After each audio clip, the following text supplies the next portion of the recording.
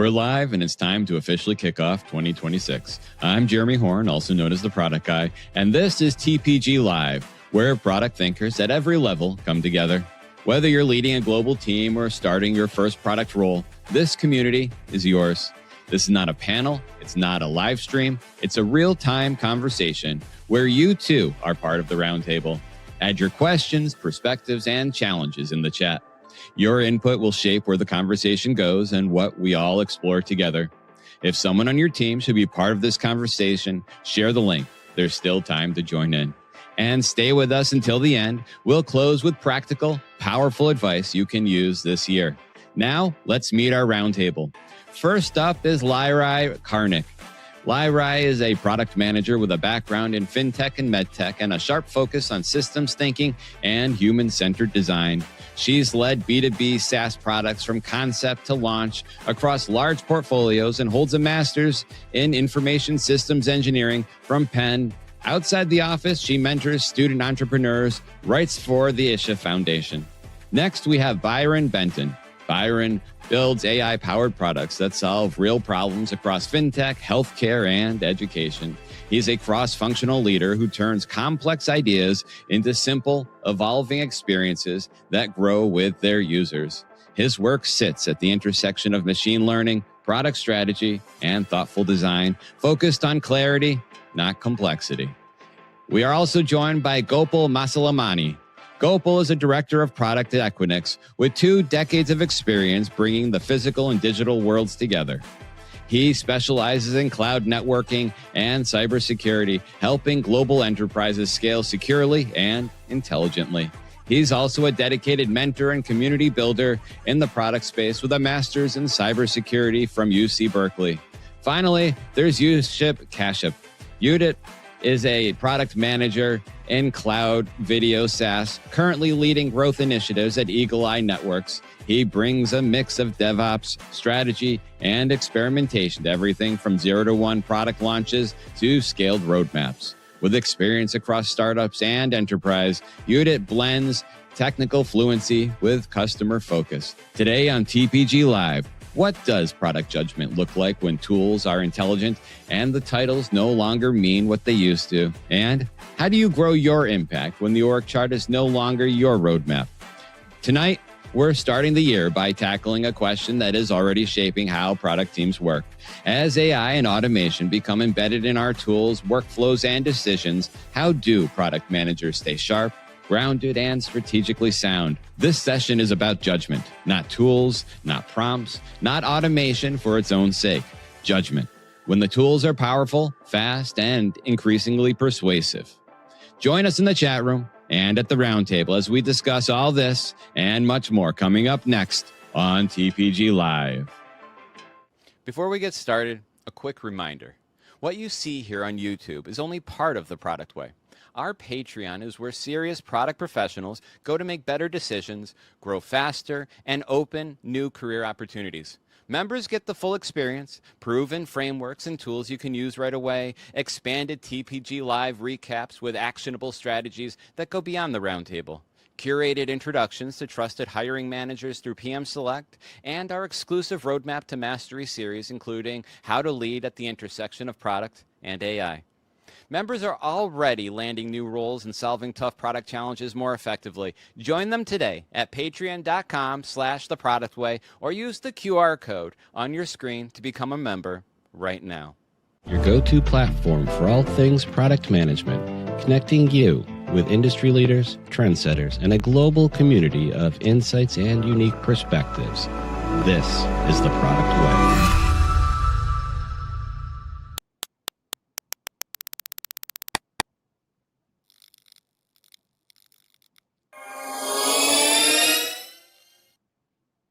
Hello, everybody. Hello to the roundtable.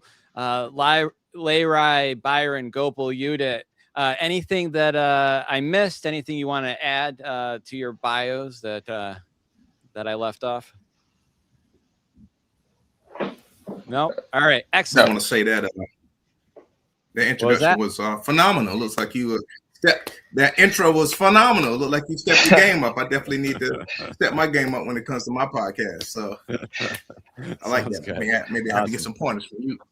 All right. All right. So for everyone who is watching us live, definitely feel free to post in the comments, questions, ask questions, share your observations, anything you want to say. I'll work on getting that worked into the live stream in real time. So definitely, you are a key part of this roundtable, and you're a key part of what makes TPG Live so special. With that said, allow me to let's go to the question of the show. Today's question of the show is: if you weren't in product management, what would you be doing? So if you weren't in product management, what would you be doing? And so I'm just going to go in the order of folks on my screen here. And Judith, let's start with you. Well, if not into technology, I would say something into football. I always wanted to be like a football player and supporter, like Chelsea. I'm a Football, big fan of soccer. Chelsea. We're Yeah, talking the soccer. soccer, Yes, the yeah, we're soccer talking about variant. soccer here. Yes, exactly. So maybe a soccer player for sure. All right. Why soccer? Do you do anything Uh, special there? oh yeah, I was with the team with the college. Yeah, something if not into product management and not into technology, I think I would have gone for something around soccer. I did soccer in college as well, but more for Yes. the jokes. Yeah. We were we were there for the humor of it all more than anything. It was a co-ed soccer team. It was for the humor. Gopal, off to you. Yeah, that's great start to the show. Like, going back to my very younger days, I was so inspired with the teachers in the schools. And I thought that's a cool job. And I'm also very passionate about teaching. That is also kind of helping me in my product management world. So probably I would have been a teacher or a professor or teaching some school kids or college kids somewhere out in the schools or university. Um, What would you be teaching? Probably something related to mathematics.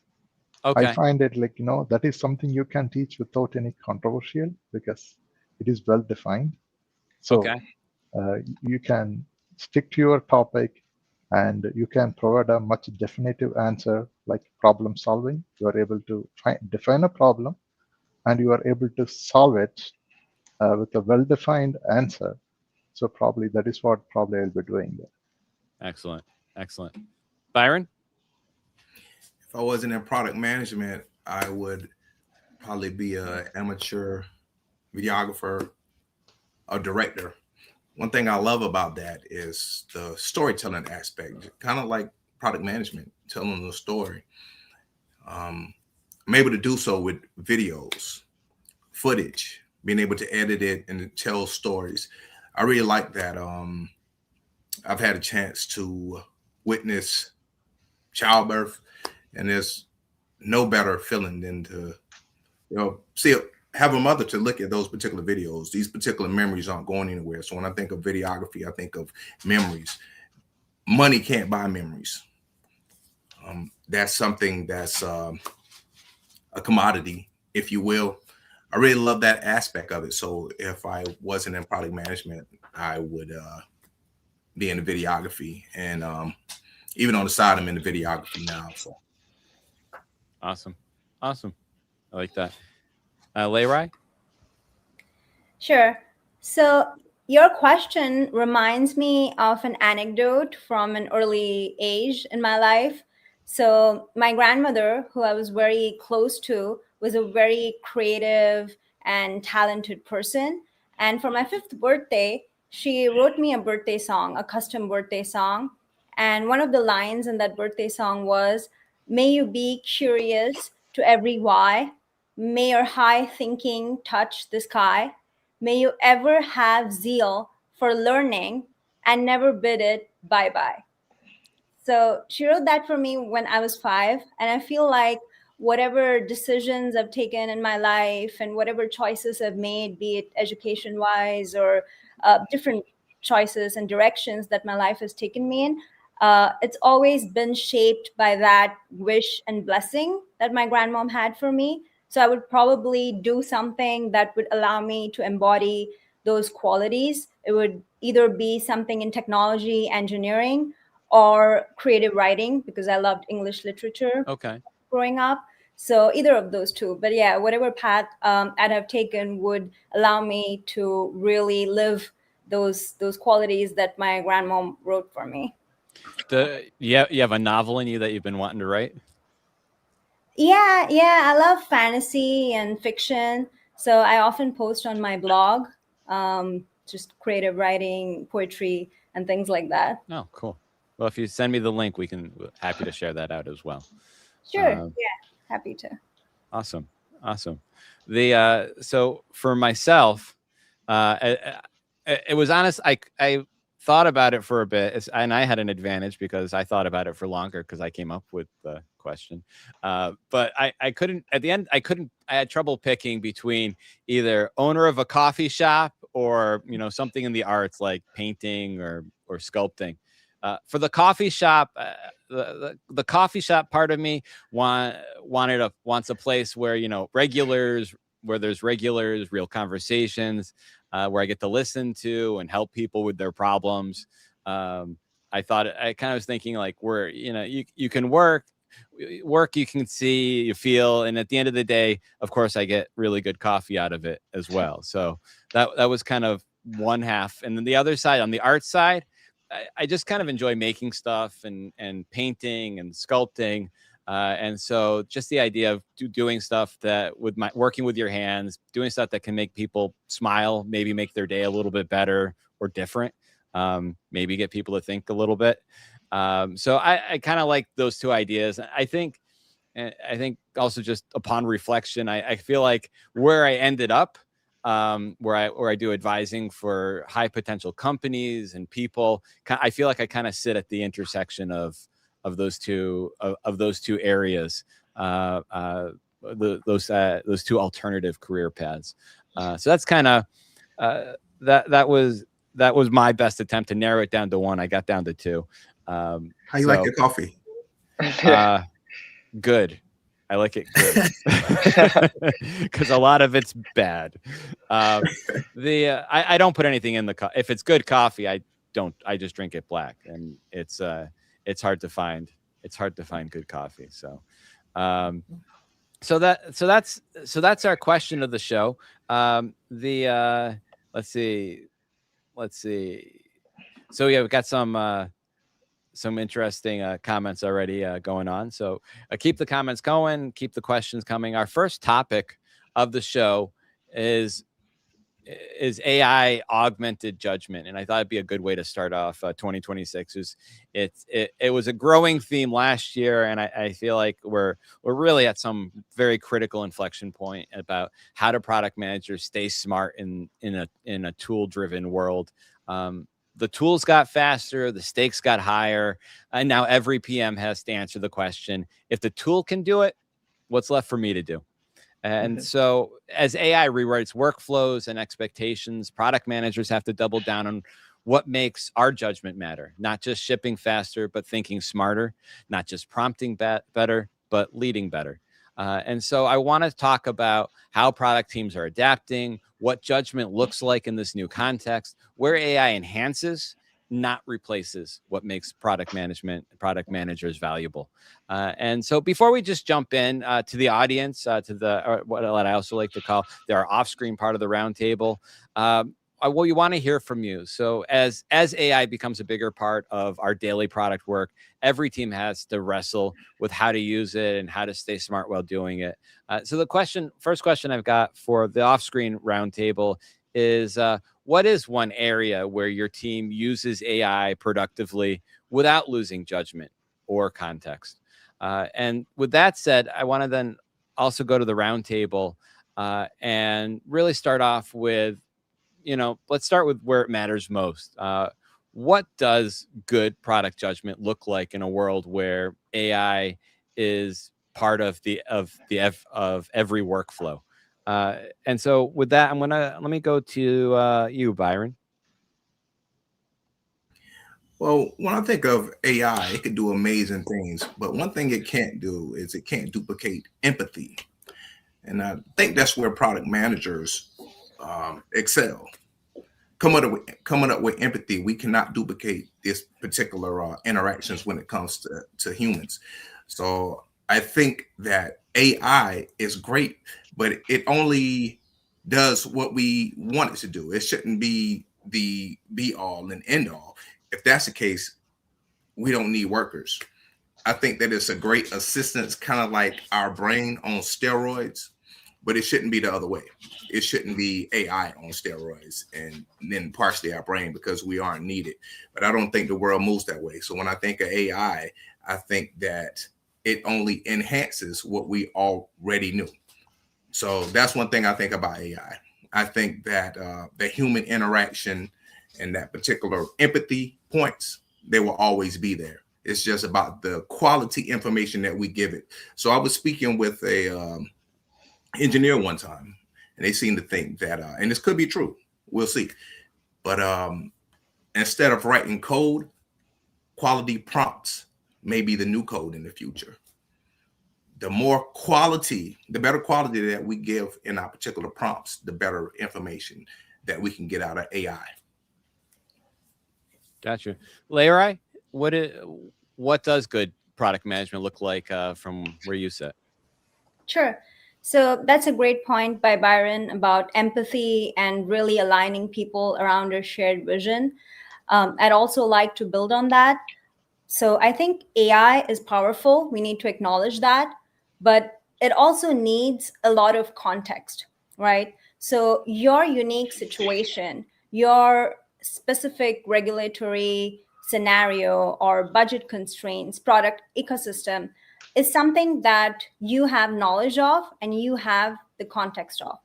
So that is something where you come in and you're actually helping the AI improve and helping the AI become smarter in that sense.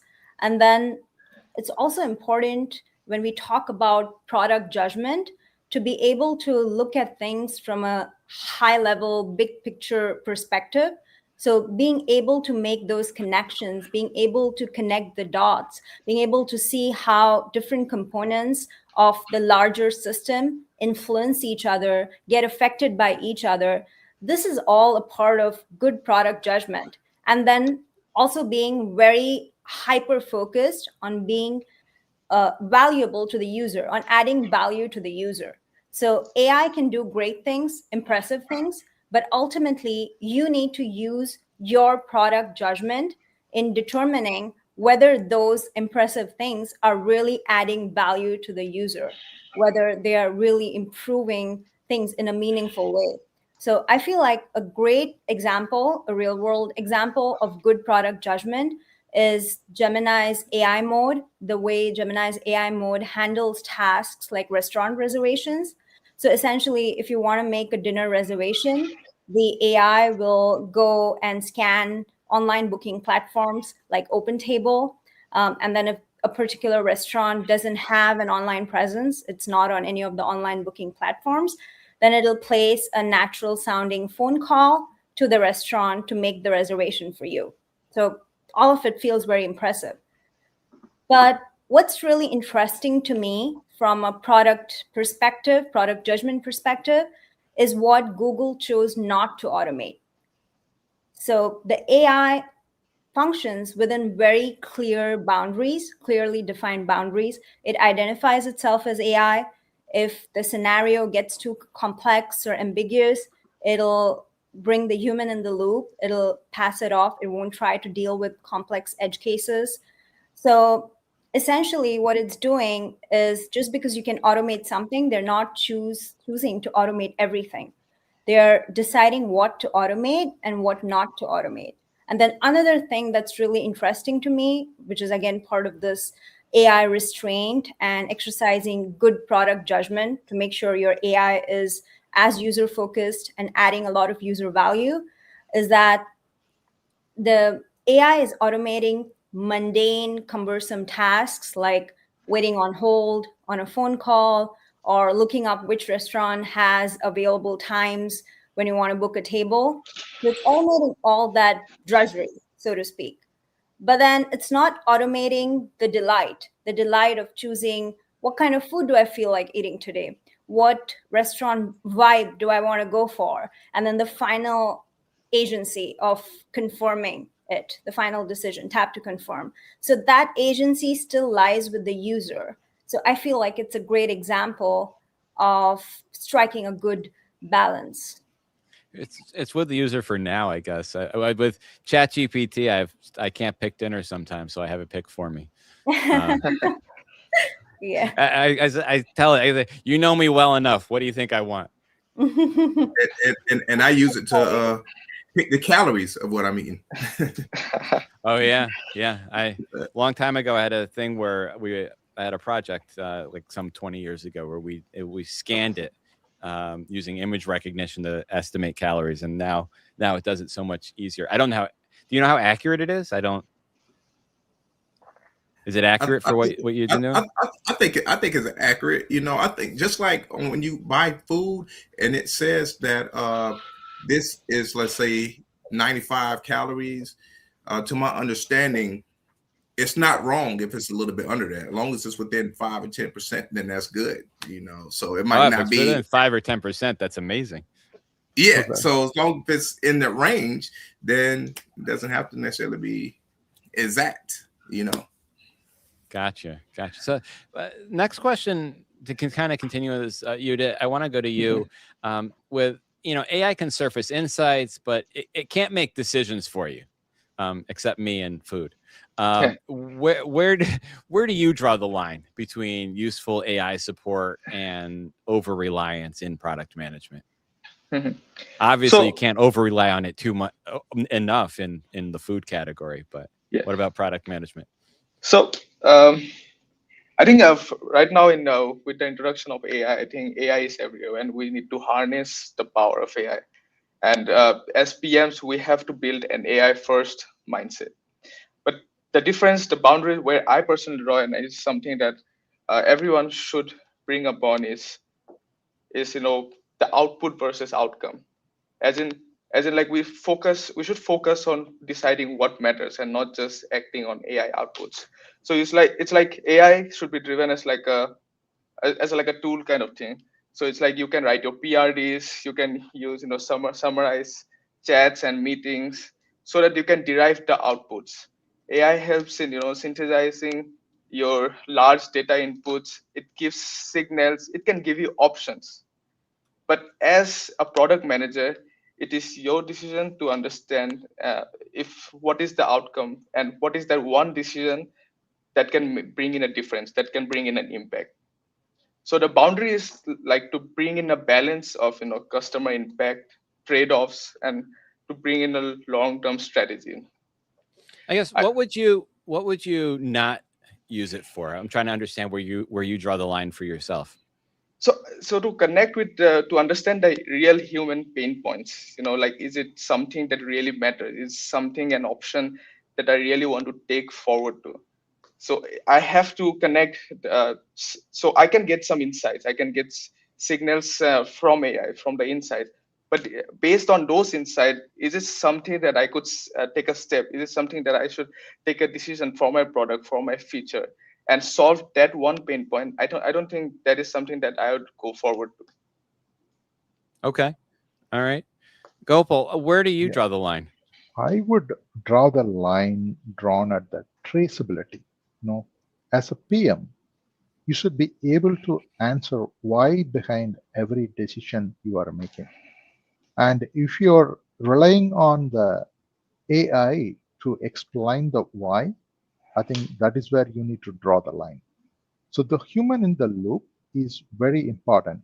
For example, you can use the AI to summarize a lot of content and produce the themes.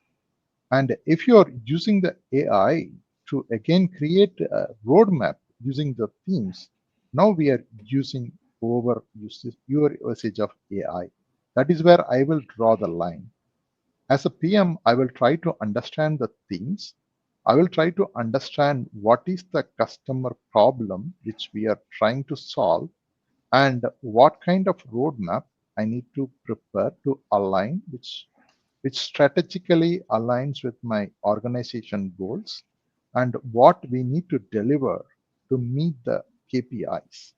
And that is where I will draw the line, and I will keep the AI away, put the human in loop, synthesize the content, and then carefully curate the responses with the AI output, AI help, and also the PM skills.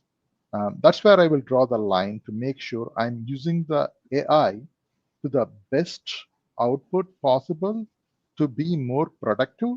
At the same time, I'm not going to be over reliant and leave everything to AI, which will lead us to a wrong path, probably. So here's my follow-up.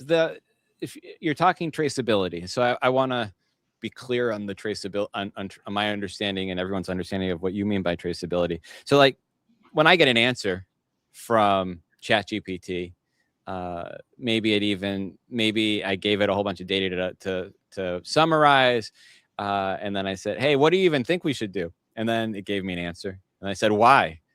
And then it gave me some justification. Is that traceability? And if not, why not? Yeah. So the traceability is, more we are using the AI tools to synthesize information from large volume of data.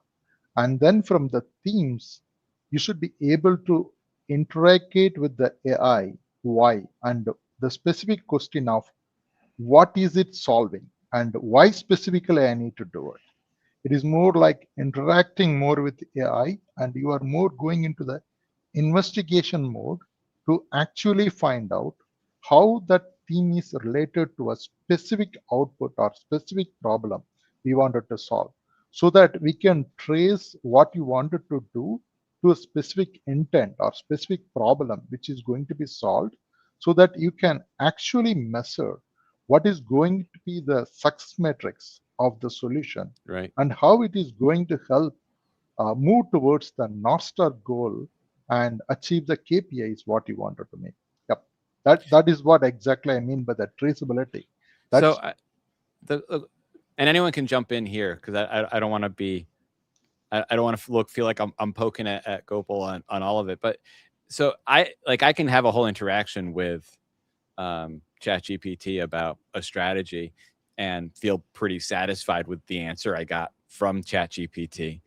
So I guess, is there no line then? How I see that. Excuse me. Let me go over to Byron, or let me go over to Byron, and then you can jump back in, Gopal, if you've got something, or you did. Yep. In my approximation, I think it depends on what we're talking about. Because as you were asking that particular question, let's say if someone's life lied in my hands, do I really want to trust ChatGPT or some sort of AI source with that, where if I make a wrong decision, then it can't be corrected? To me, those are the type of situations where I don't know about AI at that particular point. I think that some kinks may have to still be worked out, but at minimum, it would be too slow. Yeah.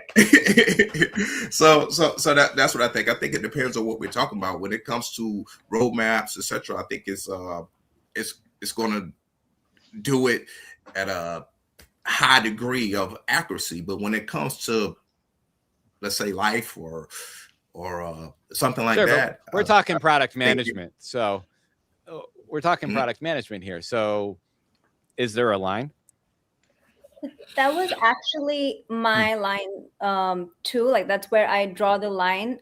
What Byron said about risking someone's lives, that's especially relevant in regulatory, highly regulated environments like medtech, where you're building products that are being used in real war environments, and they're affecting patient outcomes, and they're really affecting someone's life, so to speak. So anything that's directly affecting user trust or safety and adoption, those kinds of things definitely need human evaluation. You cannot just rely on AI, right. more so. But isn't health insurance is using it now to deny people I think Utah, I want to say Utah, I might be wrong on what state, U.S. state it was. Utah now had passed a law where AI can prescribe medicine, or fulfill prescriptions, or I think prescribe medicine.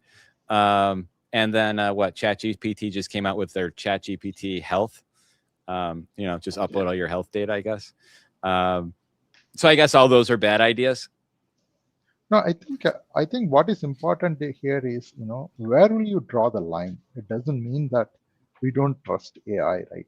For example, we don't need to go to the health and the medical field. Like, just take an example of, I wanted to use AI to generate a technical API spec documentation. And AI will generate a very beautiful content. It will look good. But is it correct? That is something you need to put yourself line there, and then you need to start verifying and see how it works. And then eventually, as you see, you verify 10 documents, you verify 15 documents, and then you are able to feed back your input, and you are eventually able to correct it. And then after that, you are not going to verify it. So you will draw a line at an initial phase, and you put the human in the loop to provide the right feedback so that you can get it fixed, and then you move on to the next one. Yeah, you made me think of an example myself, in that sometimes I'll take one of these transcripts and I'll say, hey, are there any good quotes from the show that I might want to use for something? And then it'll give me some quotes. It'll attribute it to people. And then I'll cross-reference the quotes because they give me the time codes for those quotes. Not only did that person not say it, that time code usually doesn't even exist. And then I'll go back and I'll say, ChatGPT, you gave me quotes that aren't even the show. And of course, then the answer I usually get is, I'd expect nothing less than that from you, Jeremy. Always that attention to detail. And you're right. I should try harder in giving you accurate quotes. Let me try again. How about these quotes? So I think you need to be able to, I think to Gopal, I think your point about traceability is, you need to, if you are using something, you need to be able to figure out, I try to create verification checks anytime I'm doing, and I try to have the AI, I try to create scripts to automatic to verify, like what do I want it to do before it even gives me the answer in analyzing its own answer. So I've had middling success with that. I still get quotes from these show transcripts where it's insane. So some of the quotes are great. It's just too bad no one said them. But I think I get what you're going at. What you're going at there. And yeah, and some folks on LinkedIn, everything coming out of these large language models is possibly incorrect or completely fictitious. Inflection added by me. So yeah, and some good. Oh yeah, it is Utah with the prescription. With the prescription stuff. So whoever the LinkedIn user is, it only says LinkedIn user. I'd give you more credit if I could. There's some links. I'll try to get, I'll see if I could do about getting those links into the show notes there. So not every decision should be automated. Let me go somewhere else. So the best, I think, when you're looking at the best PMs out there, they aren't resisting AI. They're trying to figure out how AI can be leveraged to improve their own judgment. And so, Yuda, what's one way you've seen AI help sharpen rather than dull critical thinking? Like, I will come again, like, to Gopal's point, like using of AI as a tool to to work with PMs to improve the PM's output. Everything that you do in your PM product management workflows, when it comes to working with documents like API specs as mentioned, or anything, or creating summaries and everything. That's where AI is actually helping us, and it's reducing the time to creating this output, and that is one kind of a value. But again, this value we have to circle back to if it is actually solving the problem, the options that AI is giving us, are they solving the correct the problem that we have actually framed. So it is more about the prioritization and trade-off decisions with the real world consequences, or it's more about the human pain points, what the user actually wants. And what AI actually give us are the along with the output are insights, but these insights comes with options, with a lot of options.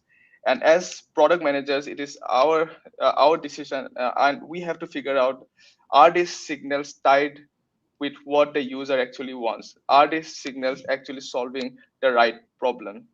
And again, like Lara actually mentioned, the ethical aspect of AI, which helps us understand like the risk factor, like, because if we have to validate these options, think about everything around ethics and governance, and then make our strategy and our roadmap to figure out if it is connected with our long term impact decisions.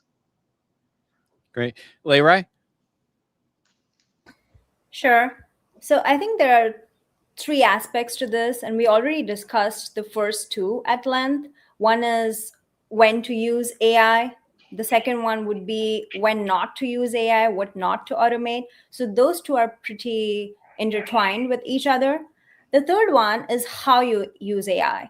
And that goes more into this question of not letting it replace our thinking and sharpening our thinking. So how you use AI really determines whether it's going to replace your thinking, make you duller, or it's going to sharpen your thinking. So personally, I recommend using AI not as an assistant, but as a thinking partner. So essentially, you use it not as an answer generating machine just to generate answers, but instead to help you ask better questions, to help you ask the right questions and ensure that you're working on the right problem to begin with. Because a lot of times, the problem is not that AI is giving you wrong answers. That's also an issue. But many times, it's not that AI is giving you the wrong answers, it's that those answers are premature. We're getting premature answers because we don't even know if we're asking the right question yet. And then we're trying to get these answers from AI. So I think what's really important is using it in such a way that you're augmenting your thinking. And for that, personally, what I like to do is change up the order in which I use AI, change up the sequence in which I use it. So if I'm working on a specific problem, let's say I want to figure out why users are leaving the onboarding flow at a certain step, or why they're dropping off. So I'll start by collecting my own data points, forming my own point of view around it, having my own hypotheses, my own potential solutions, alternatives. And once I have that, only then do I ask, could AI add value here? And if the answer is yes, then I'll leverage AI as a thinking partner to challenge my assumptions, to test them, to maybe highlight some risks that I'm underestimating, to identify any gaps. So, in that sense, instead of just obeying me, it's challenging me. And ultimately, the final decision or the final output depends on my intuition, on my critical thinking, and not just listening to what AI tells me. So that's the strategy that's worked for me. So using that example of where users leaving the onboarding flow, what is that inflection? What is that decision point for you to decide whether or not AI would be useful in that scenario? Sure. So if I already have my hypotheses based on my discussions with the user, different sessions and quantitative data, qualitative data, then I can decide if there's an added perspective that I could benefit from. So AI could kind of play the devil's advocate for me. So that would be something that would make me decide that, yeah, it would be helpful to have AI's perspective in this when it's more of a problem solving kind of situation where I would benefit from another perspective. Gotcha. So wouldn't you always benefit from another perspective, or am I oversimplifying it? Many cases, you're not wrong. Yeah, many cases you would. Sometimes, going back to our previous point, where if it's a workflow change you're making that's directly affecting patient safety, or the risks are really higher, then maybe you want to get that perspective from other humans or your team members rather than just relying on AI's perspective.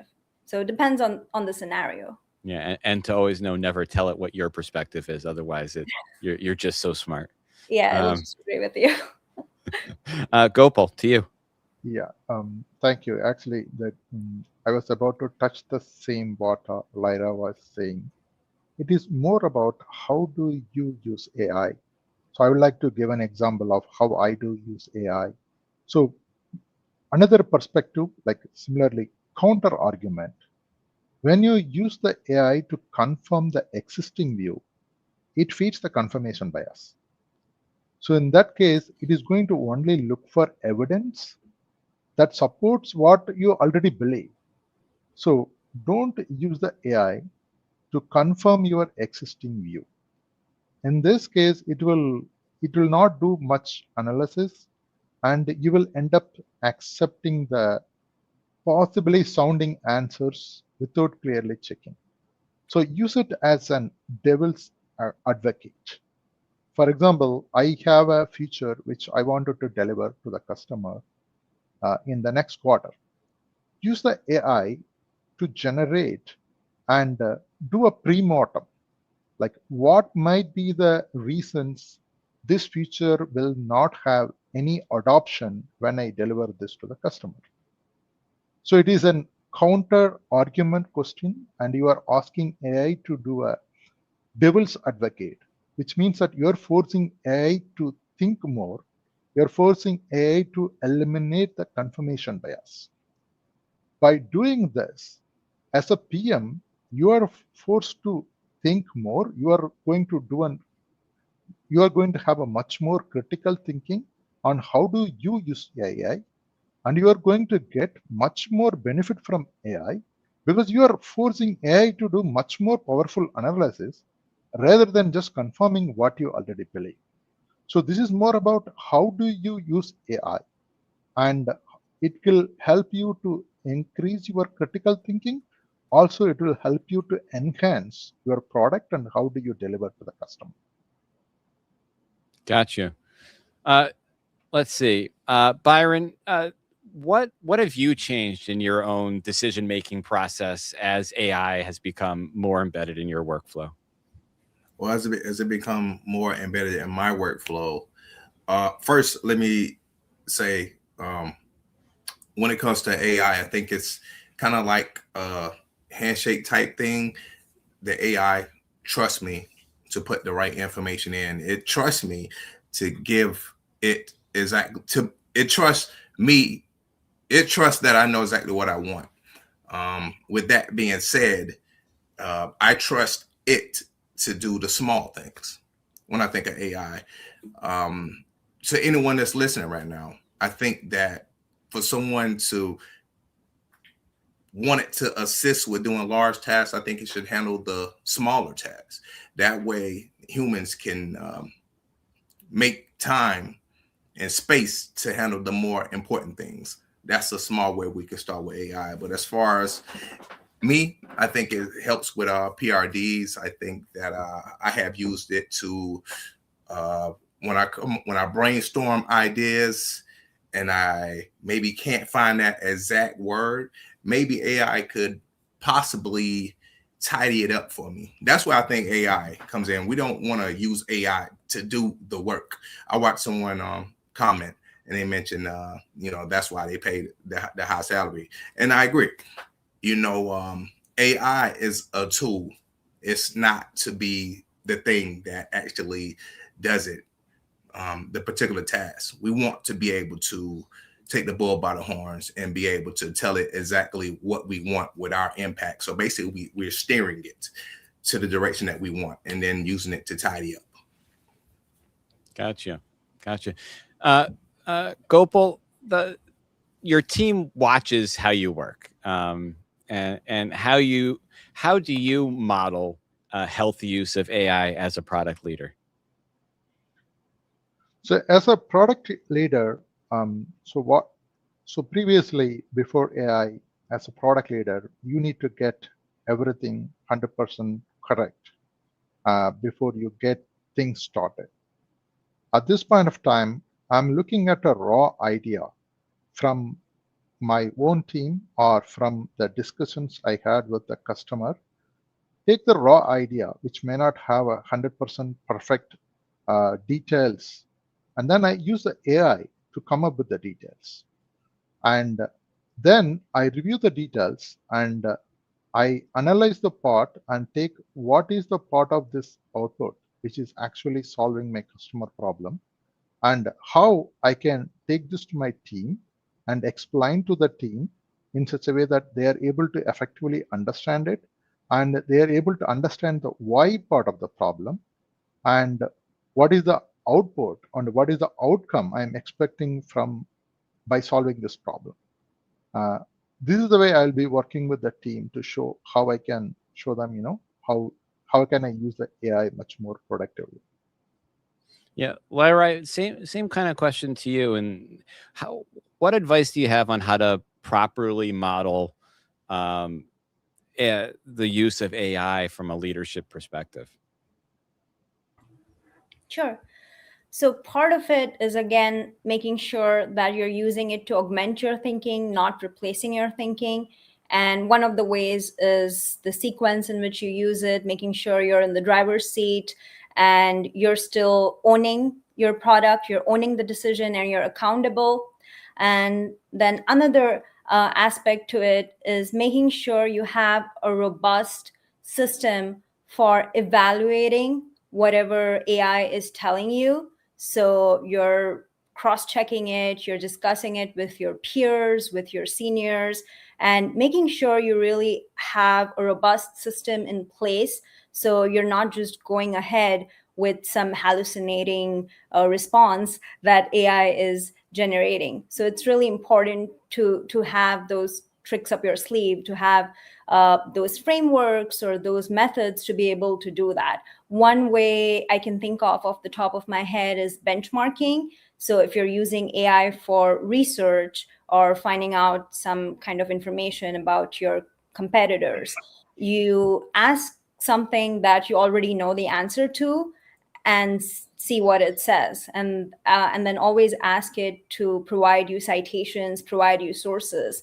And making sure that you have this robust system in place is relevant to the use of AI, not just the most popular like Perplexity or Claude, ChatGPT, but also if you're using more specialized AI software for image generation or scientific research papers and things like that. It's relevant no matter what you're using AI for: prototyping, research, different stages of the product development lifecycle. Yeah, something I've been doing of late is I will have Gemini double check ChatGPT's work. Like, especially if I had to do research for me, and I'm like, there's a lot of facts you're throwing at me here. Can you find evidence of this information online? And I don't tell it where it came from, and then I use that as a first pass filter to see if it can find it, and then sometimes vice versa. Like I find different strengths for the different.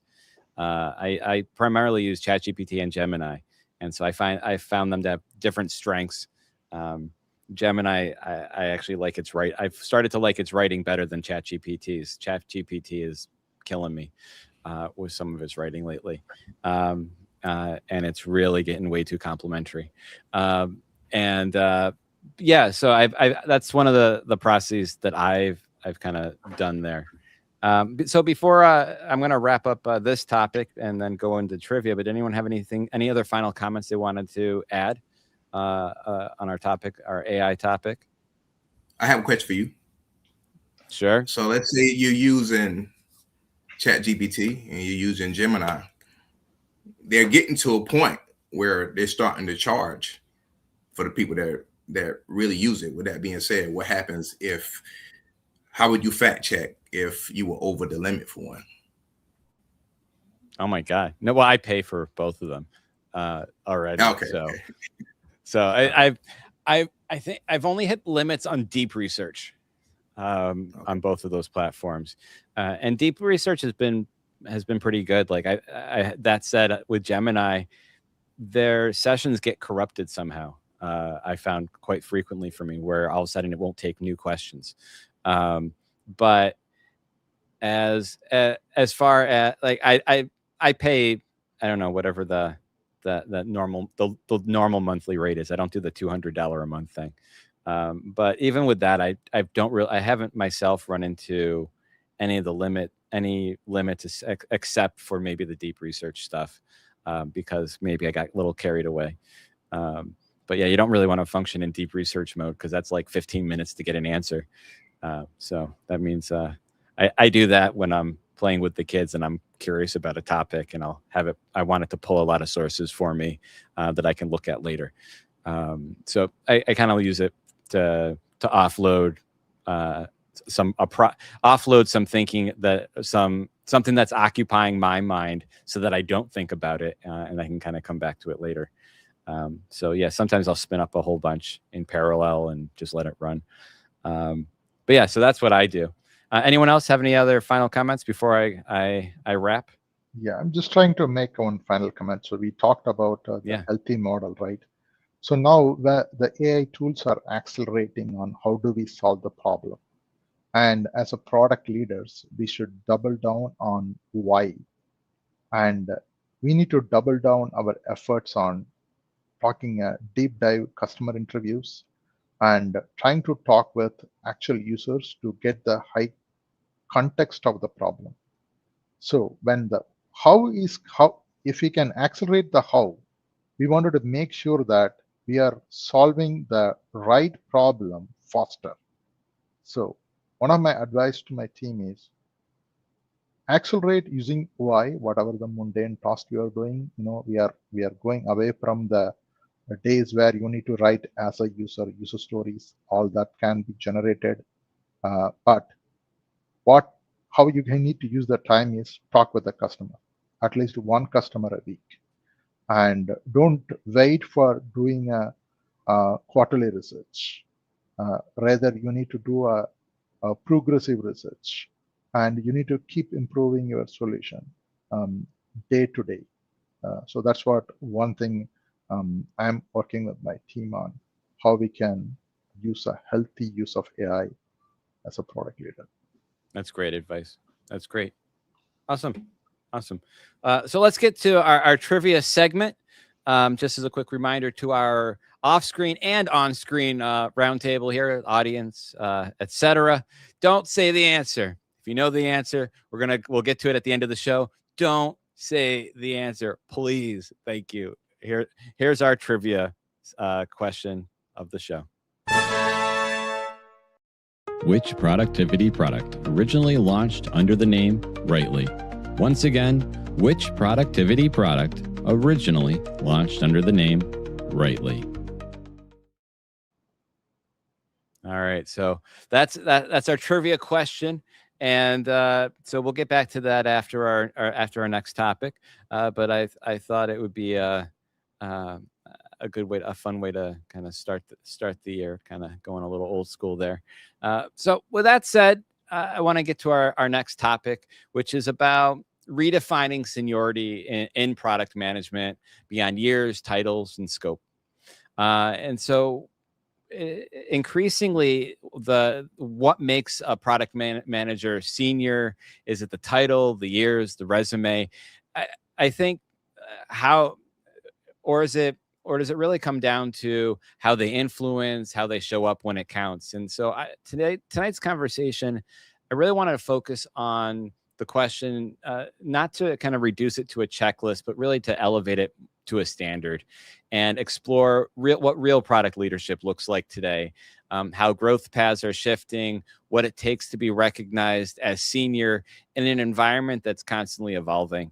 especially as we've kind of set some of the scene with AI. Whether you're leading others, leading strategy, or just starting to lead yourself, this conversation is really about product leadership maturity, what it really means now. And so I want everyone to kind of keep that in mind as we explore this. I've seen a lot of shifting definition as to what it really means to be a senior product person. You know, seniority in product, it's really not a static label. It's an evolving standard, especially in high trust, fast change environments. And so I want to really surface and really define what that means. And so, you know, as I like to do, as I start every topic, let's just kind of start with the basics. So Byron, what do you think should define a senior product manager today? And what common assumptions do you think no longer hold up? Well, I think it depends on the title, depends on the organization. What a product analysis does in this particular organization, maybe a product owner does it in another organization. Maybe an organization might not even have a product owner. Maybe they might have a product manager. So I really think this thing, the particular question that you asked, really depends on the organization, and that weighs more than anything. Well, specifically, we're talking senior product manager.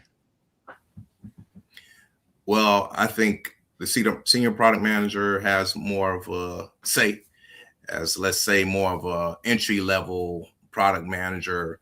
They might not have the final say. From what I have seen, I've seen senior product managers, maybe principal product managers, manage product managers. So that's what I think the particular difference is as far as the output and the final say so. So Leroy, same to you. And so what do you think should define a senior product manager today? And what common assumptions do you think really no longer hold up? Sure. So in my view, seniority should be defined by how someone is able to lead by influence. So I feel like the old school definition of like leading by authority is relevant in some fields, but I feel like it's largely changing, especially in software and in a lot of fields and industries that we see around us. So someone who is able to lead by influence and without any real formal authority, they're able to energize people around a common goal, around a shared vision. That is something that really signals seniority to me. And then another point is the breadth of experience.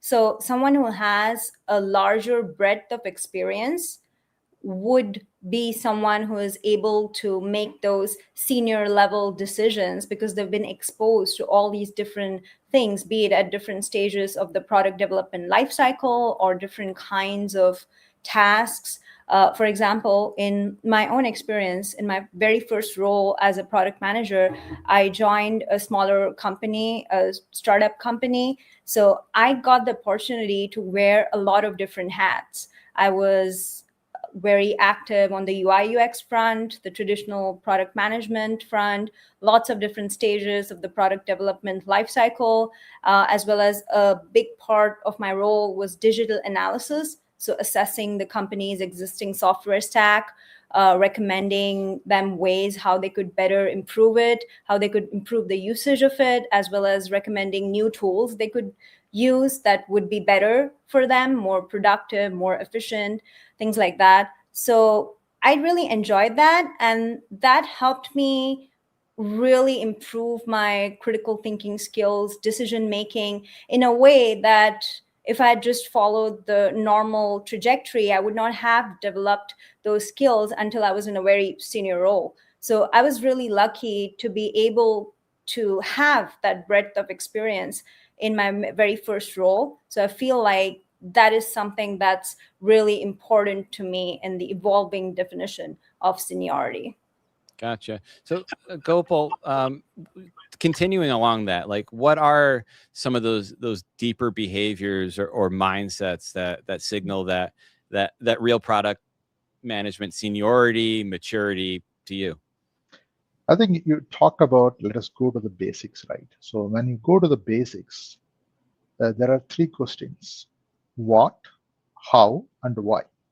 So what and how is more about how the future is delivered and what we are going to deliver. I'm going to keep those two questions away. And as a product manager, you have to look more at why.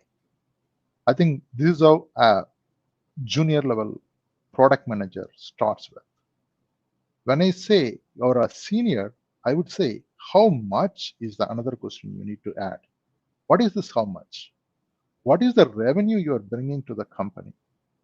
And how much is the solution effective for the customer you are delivering the solution? And what is your market position?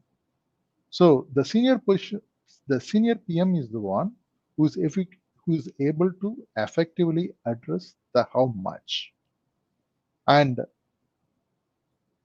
is it senior means delivering more features, or is senior is delivering complex roadmap? No. So the senior is more about what actually your team is not doing. How can you be a good influencer and take a right authority to tell the team which one they should not be working, so that they spend all their time and focused on solving the right problem?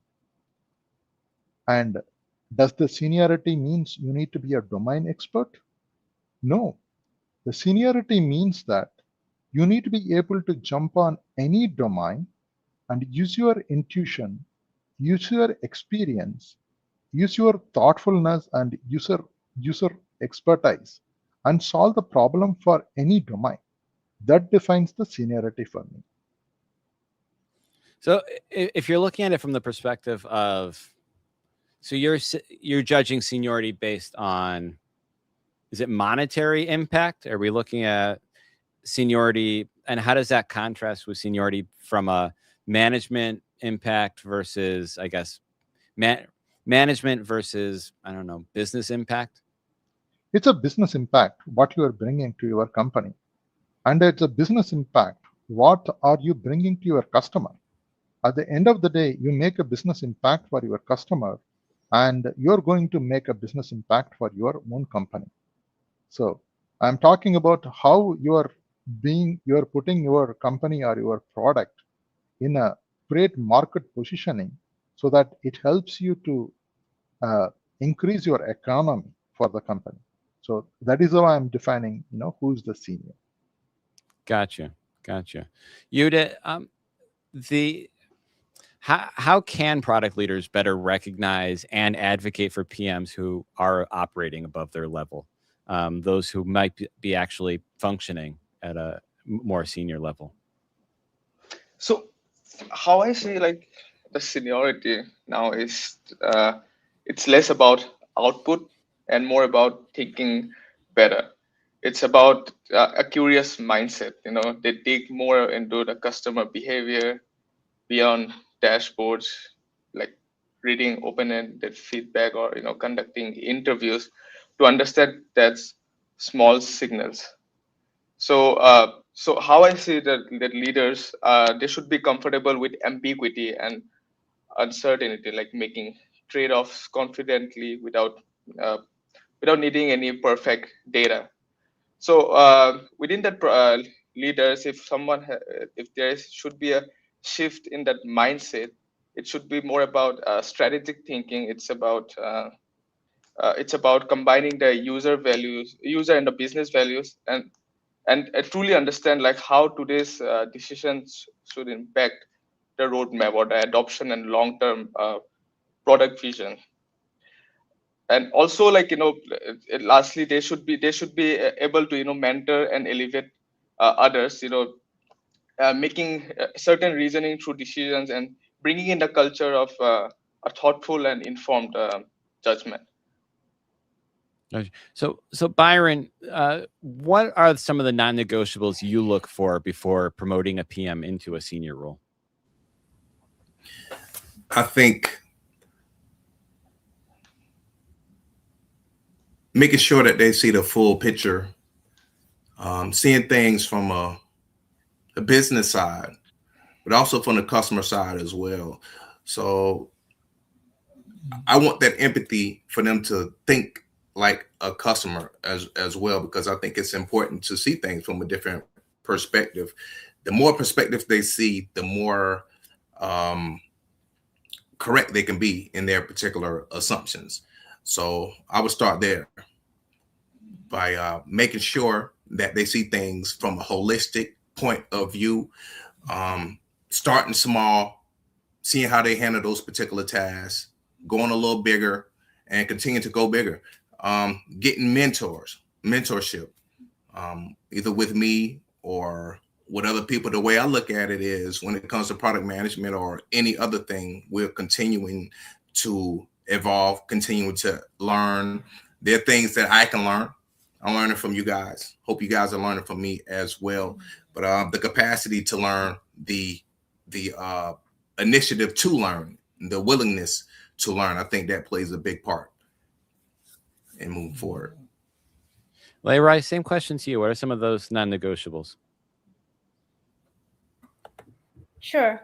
So willingness to learn is huge, because tools and frameworks can be taught, but someone needs to be receptive. That is a big quality, important quality that people need to have. Curiosity and being open-minded. So if you're open-minded, you're willing to look at things from a different perspective, because there are all these different perspectives about how things are done, and people don't always agree with each other. But as a PM, you need to be willing to really listen to the other person's perspective and maybe find a common ground, right? So that is something that's really important. And then in terms of visibility, someone who is willing to have that visibility, and they're tying their efforts or behavior to tangible outcomes. That's important, because a lot of people are hardworking, but sometimes the work doesn't translate to a tangible outcome. So that is another consideration, I would say. Got you. Judith, same question. So I would say it's like bringing in a cross cultural influence among everyone. I echo the same points, like it's more about mentorship. Like if you can elevate and bring in a culture, bring in a common understanding of where the business should grow, where our roadmap should look into.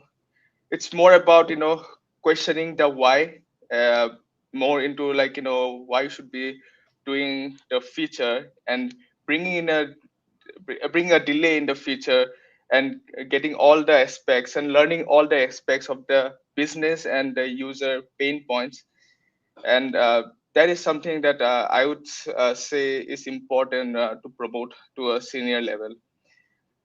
Gotcha. Gopal, how do you approach helping product managers grow when there are maybe few formal titles or hierarchy paths available? I think the growth is about primarily about your skills.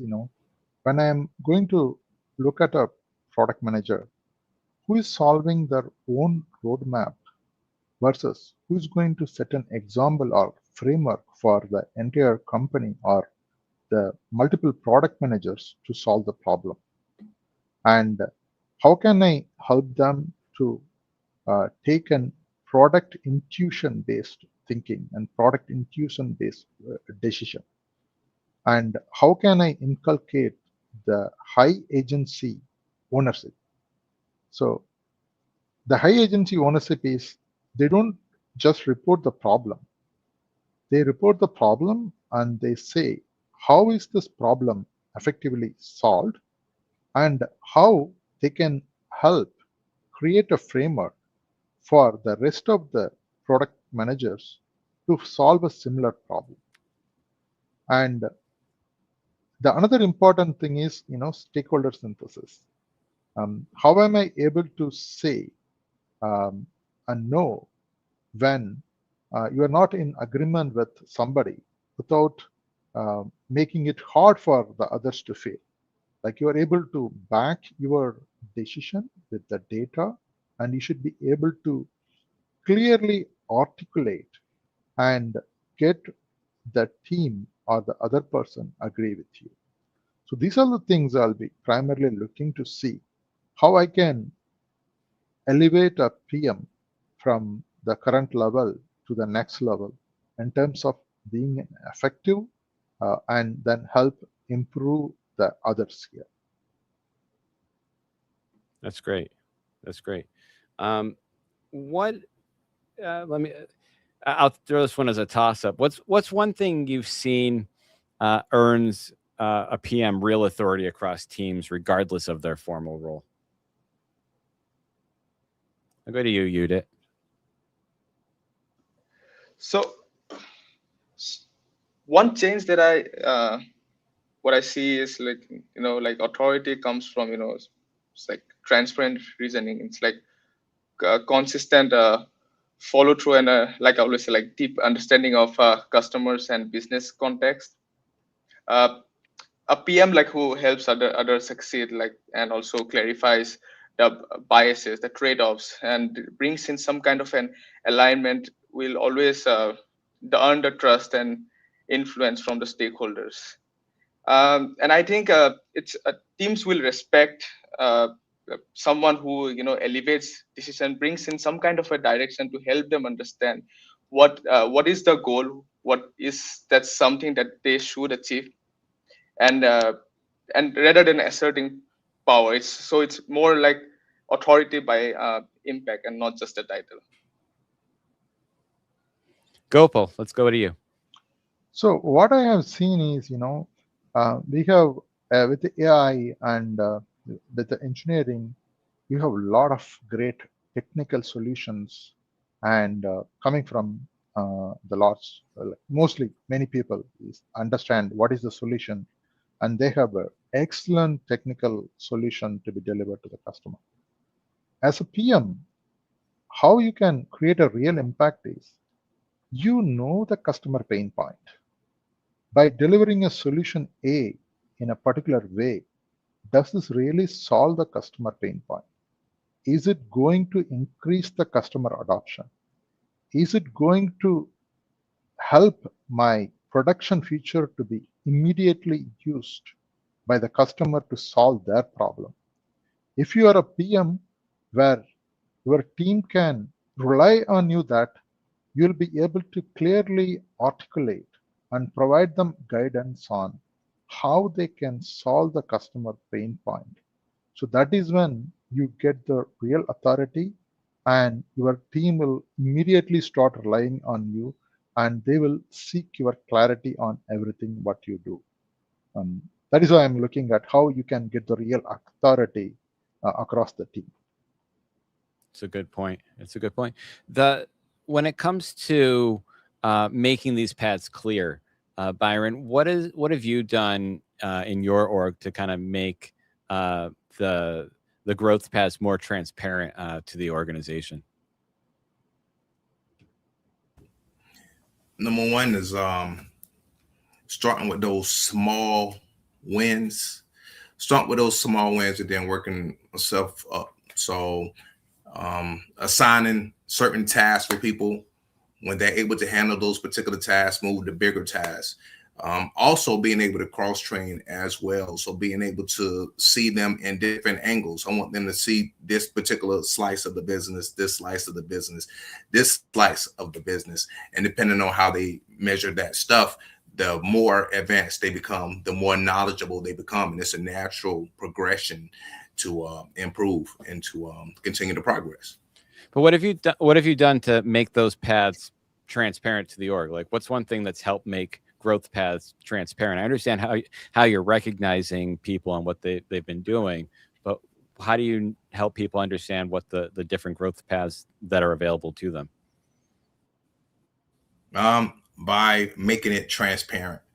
So basically, each and every particular meeting, letting them know the particular areas that they could particularly grow in, by asking questions where they want to be and leading them to that particular information, whether it's me or introducing the other people as well.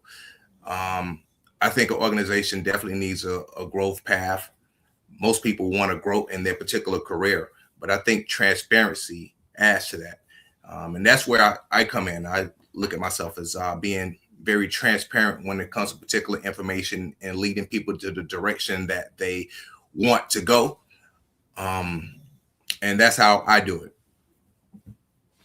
Leroy, same question to you. In that, what are the things that you've done to help make the growth path more transparent in your organization? Sure. So first and foremost is defining what growth looks like, what the expectations are. So clearly setting those expectations to make sure everyone's on the same page, because a lot of times people assume that someone has understood, but then that's not the case. So making it crystal clear what growth looks like, what the expectation is, how it would be measured, things like that. Making resources available. So whatever resources people need to grow and improve and really get to the next step in their career in a particular area of domain knowledge. So do you have some examples on that first part? Do you have examples of what it looks, what those kind of expectations might look like? Mm-hmm. So those expectations could be specific. So in terms of what they're going to achieve. So you're setting, let's say, SMART goals.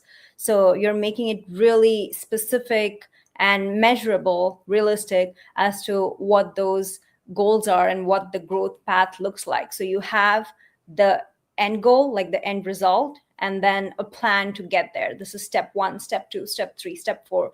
So you put all of that in writing. It could be a visual board or a spreadsheet. The medium doesn't really matter. You make sure that it's explicit and it's visual. So that way it's clear to everyone what that looks like. And you make it a more interactive process. Right. Do you have like a specific example? Like what is like, I'm a level 3 and I want to go to level 4, whatever that is. Like how are you, like, what are some of the examples of like what you might tell people that they need to be able to do? Mm-hmm. So if, let's say, someone is currently training people how to use a credit portal, right? And then they want to get to the next step. They want to start training larger teams. So what they would do is use up the existing resources, practice their demos with internal people before going to external clients. So practice their demos with the internal team, get feedback from the internal team, iterate on that feedback, schedule more practice sessions. So that's one actionable example of a particular scenario of what someone would do to set those really crystal clear goals and paths to get to those goals. Gotcha. Gopal? Yeah, I'm just kind of combining what Brian and Lyra both were saying here, right?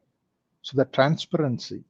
So the growth path is not about the years of experience. You need to explicitly define the competency rubric for your company or for your team. Give examples if you can. Yeah.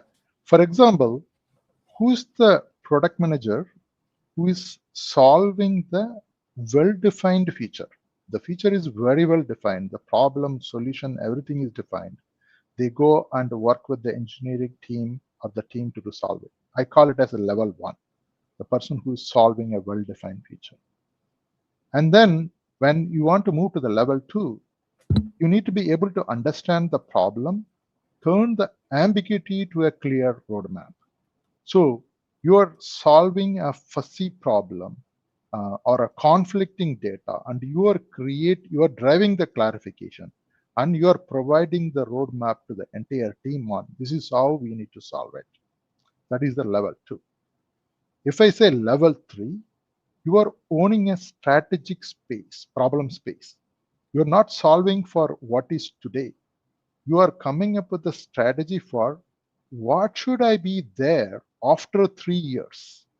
What should be my company doing after 5 years? So that is the strategic roadmap that spans into multiple years to provide visibility, to provide a clear strategy path to the company. So that's how I will define this rubric and establish it with the team so that every individual can easily go and measure themselves. Where am I there? And how can I move from level 1 to level 3 or level N? So for the last question, final question for this topic, I want to explore as we're talking about different career paths. What are each of you on your own career paths planning? What's one mindset or behavior for yourself that you plan to build this year to level up how you lead as a product manager? Judith, we'll start with you.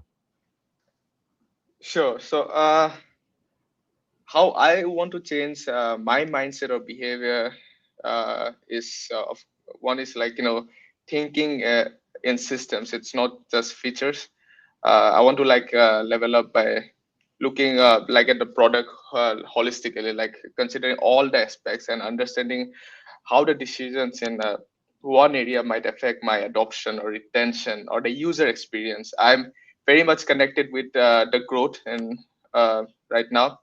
So instead of just improving a checkout flow, I would also consider its impact on onboarding or the support tickets and churn. And another aspect is more also about mentorship. So along with my team, also other engineers and everyone to elevate their thinking, help them understand like what is the problem, challenge their assumptions, and also make smart trade-offs. Excellent. Byron? I want to piggyback off of what he said when it comes to making these particular decisions that may change other things as well. So being able to think holistically how small decisions could change the whole other parts of the particular business as well. So basically being more in tune and making these decisions, thinking about the end goal when it comes to other particular departments as well. So if I'm aiming to do this, how can the other departments succeed as well? So thinking as a more of a collective, more of as a unit, and more of an ecosystem. So, Leroy, same question to you. What's one mindset or behavior you plan to build this year to level yourself up as you lead as a product manager? Sure. So the mindset I'd like to build or enhance is to be as user focused as possible and really focus on adding value to the user, starting from the why, like really questioning why we are doing something, making sure we're aligned on the deeper reason and we're not just firefighting or solving for symptoms. I think that's really important. And looking at the larger picture. So when I say larger picture, I'm talking not just about the technical side of things. I'm talking about compliance. I'm talking about business, monetary impact, regulatory. So all of these form a larger holistic system that needs to be considered together. One framework that I use already, and I'd like to use it more in the future, is system flow mapping. So just visually mapping out the different components of the system, how they affect each other, what kind of feedback loops there are, and things like that. So that really helps you get a clearer picture of what's affecting different components and what actions would affect different components of the system. So there's snowball effects, second order effects, third order effects, and all of those things need to be considered when you're working on a product strategy. Gopal.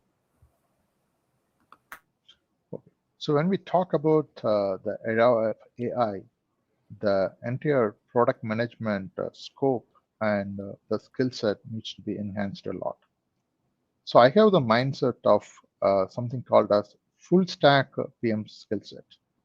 So as a PM today, of course, we are focusing on customer and keep that customer empathy. And along with the customer empathy, you need to build the business empathy.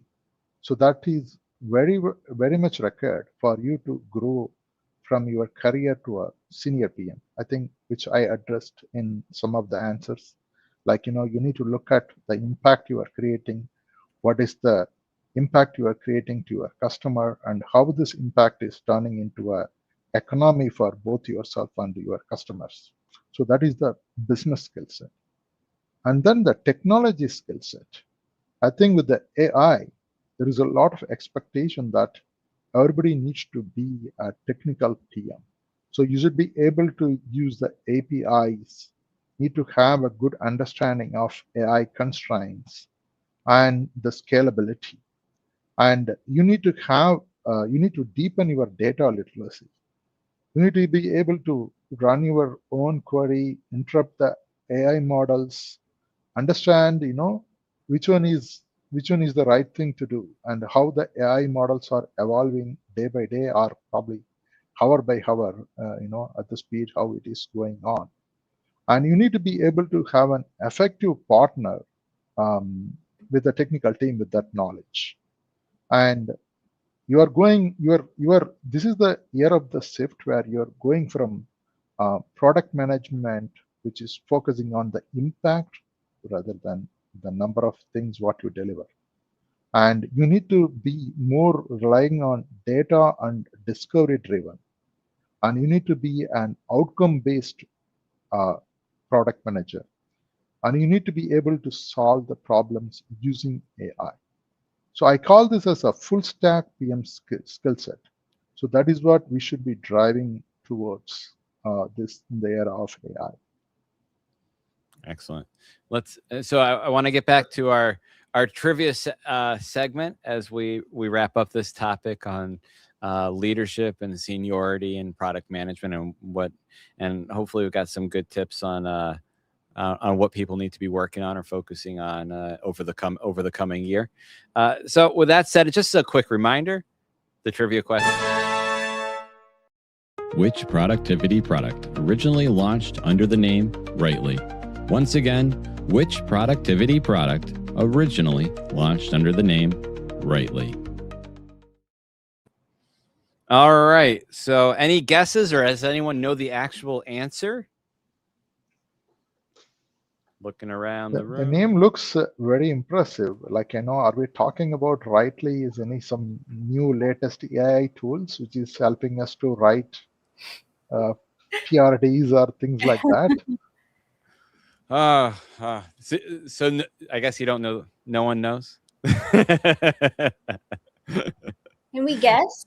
You can guess if you want. I'll take guesses, and we can pretend you knew it.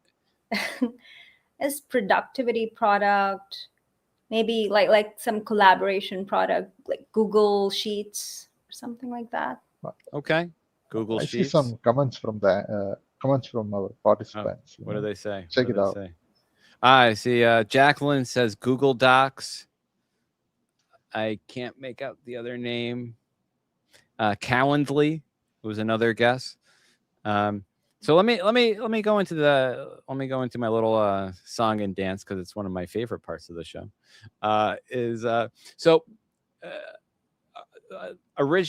Launched in August of 2005 by a software company called Upstartle. It was groundbreaking for its time and its use of Ajax technology. And this, Layride, this kind of speaks a little bit to you, using Ajax to enable true real-time collaboration in the browser. And at that time, it was just amazing and groundbreaking and everything. They were acquired in March of 2006. Later that year, Rightly was rebranded along with another recent acquisition by the same company, a spreadsheet product from a company called XL2 Web. So sounds similar to your sheets there. And so the answer really is the productivity product originally launched under the name Rightly is the word processor known today as Google Docs. So someone did get that answer. And that was Jacqueline. Good job, Jacqueline. It's not often that someone's getting my trivia questions, so I'm very. Oh, look at that! You're getting applause from everyone. That's amazing. That's awesome. So very good, excellent job there, Jacqueline, in someone finally getting my trivia question. So with that said, I like to, before we get to final comments, I like to get some PM advice from the roundtable, and we'll go around the roundtable in the order of the names that I wrote them down so that I don't lose track and I don't miss anyone on my list. So Lerai, let's start with you and hear your product management advice. Sure. My advice to anyone in a PM role, irrespective of the level they are at, would be to protect clarity, to be someone who is able to drive clarity from complexity. So if you are that person who is able to turn complex, ambiguous things and situations into clarity, then you can thrive no matter how powerful the tools get or how intelligent they are. So there's this term I coined in one of my thought leadership articles called AI abstraction, and it's based on the concept of data abstraction from object-oriented programming. So essentially, data abstraction is the concept of getting all of the unnecessary details out and showing only what really matters. So abstraction is what lets you use your remote control without needing to know how everything inside it works, or drive a car without needing to know its inner workings. So that same concept can be extended to AI deployment, that's one of it, and as well as product management. So there are some tenets of AI abstraction that help you drive that clarity in your team, in your organization. One of it is thinking in layers. So you think in layers, break down complex problems into simple things. And when you think in layers, it could be either top down or bottom up. So for some problems, you need to start at the top. You start with your larger vision, with your why, right? And then you go to the lesser, lower levels. For some problems, you start small, you go bottom up. So depending on your problem, you choose your approach. But thinking in layers really helps you simplify the complexity that a lot of organizations struggle with. And another aspect to it is abstracting complexity. So again, presenting what really matters, separating the signal from the noise, all of the unnecessary details and all of the unnecessary data. So I feel like if you focus on these aspects, this is of course something I shared at a high level. I've shared a lot more details in my article. But if this is something that you focus on applying, then you'll be able to drive that clarity and move and thrive very, very well. And then, of course, there are other things that we touched upon in our discussions about looking at the big picture and staying human-centered. But essentially, all of those things at a very elemental level, they're helping you improve clarity. And if you're that person who is able to align teams and make sense of confusing situations, overwhelming situations, you will be able to prosper. Excellent. Excellent. Byron, you're up. I think number one, when it comes to product management, is curiosity, finding out why things work, or having that intuition and that particular curiosity to want to learn why, the inner workings, not just the outcome of this happened, but why did it happen? I think this starts with curiosity. And I think I'm one of the most curious people that I know. Before ChatGPT, I was always on my phone. What's the answer to this? Or how to do this? I think that curiosity takes people far, because what it does is it breaks your comfort level. And the more comfortable you become with breaking your comfort level, the more you're going to learn. Things that get easier to you, and you continue to progress. So I think curiosity before roadmaps, before metrics, this all comes down to curiosity. That's my bit of advice. Continue to be curious, continue to learn, continue to want to do better, and you will do better. Gopal, your advice. Yeah, I think probably I end up summarizing many things we have discussed here. The first one I will say is fall in love with the problem and not the solution.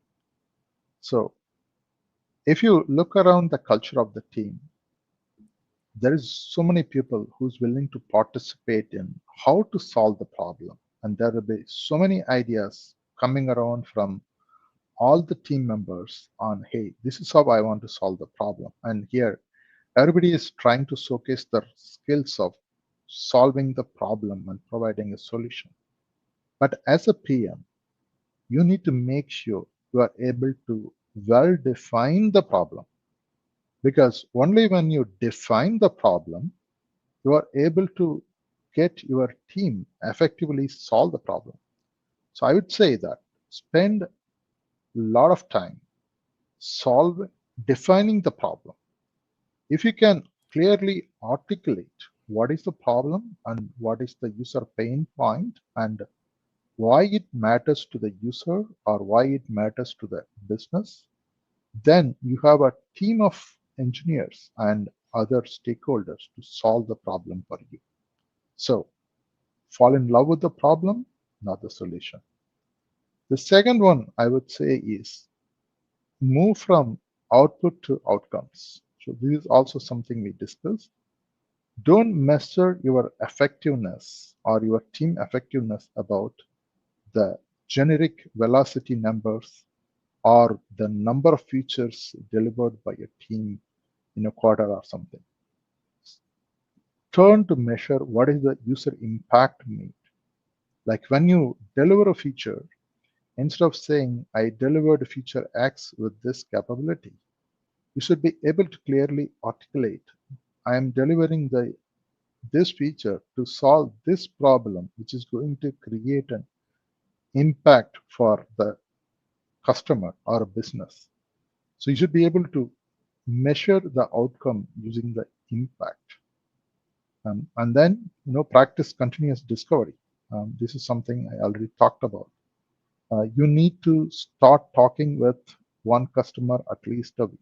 This is something actually we follow in my current work as a rule. Like, we have to talk to one customer at least every week, and all of us has to share what we discussed across the rest of the team so that everybody is able to synthesize and understand what is the customer is looking for. Think about, you have 10 product managers working in your org, and each of them talking to one customer. All of a sudden you have 10 customer feedback, which you're able to easily go through and understand what actually the problem you need to solve. This is what the advice I would provide from me. Excellent. You did. So I wanted to put the same point as Gopal mentioned, and it's more about the young me, or the young product managers. I will always say, spend more and more time understanding the problem and more time on framing the right problem before like jumping to solutions.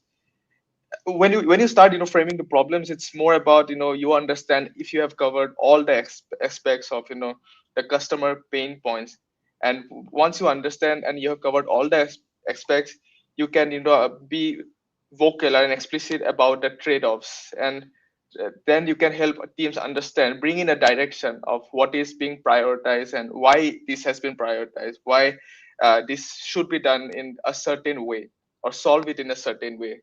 This definitely builds trust within the team, and it brings in a lot of clear direction for the team and also the stakeholders. But along with that, one more advice that I would give is bring in a collaboration with AI teammates. It's more about how you can bring AI to solve certain problems or bring in a lot of value in your output, and and hence build a muscle around it, like where AI can bring in value to your work. But along with that, try to understand what are the limitations of AI, how you can enhance your decision, the outcome, and then bring in certain directions so that you can understand the user value as well as tie it with the business values. Excellent. So with that, I want to get to some final comments. I'll go around one more time for some final comments around the room. Any observations, any comments, anything actions that you're looking for, anything we can help out with, and also when you're making your final comments, let people know how they can get in touch with you. Lerai, start with you. Sure. First of all, thank you so much, Jeremy, Udit, Byron, Gopal, for this wonderful discussion. It was really insightful, and it was great being a participant. Thanks to our audience for joining and listening to us. My parting comments again would be that rather than taking an approach of being an alarmist, so to speak, like how are we going to survive in this age of AI, I feel like we should change our mindset, make a mindset shift to think about how can we thrive in the age of AI and how we can really use AI to our benefit, because it is a very powerful ally. So instead of thinking of it as an adversary or as our enemy, we should befriend it and think of it as a friend, but at the same time not exploit it and make it do all the work, but really think of it as your partner who you can leverage to improve and enhance your thinking, as we touched upon. So once again, thank you so much. It was great being a part of this roundtable, and you can connect with me on LinkedIn, Lerai Karnik, as well as you can read my articles on Medium. I post on WordPress for my creative writing. So you can find all those links on my LinkedIn. Thank you. Excellent. And if you send me those links, I'll add them to the show notes as well. Sure. Happy to do that. And everyone's LinkedIn is already in the description for the show. Judith? Well, first of all, again, thank you everyone for the roundtable audience here, and also the virtual audience for having me. Great insights, great discussion. Yes, some good fans in the comments here. You should take a look if you haven't seen them. Yes, exactly. But I would like to say, definitely, it's AI is not replacing us. It is just enhancing the way we are working. We all know, with the introduction of AI, things are moving faster and better. But yeah, we are all there. Hold on, and it's not just the bottleneck.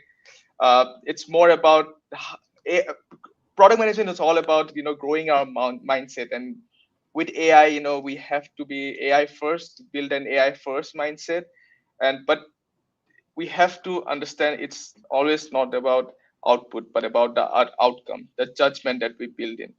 So this is something that we know we have to keep telling ourselves as we grow within the product management levels, and we work with problems, we solve the real world problems, and we just harness the power of AI.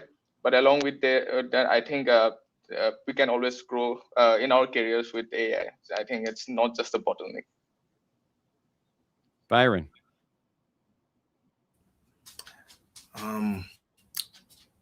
My last bit of advice or parting words are to not be afraid to fail forward.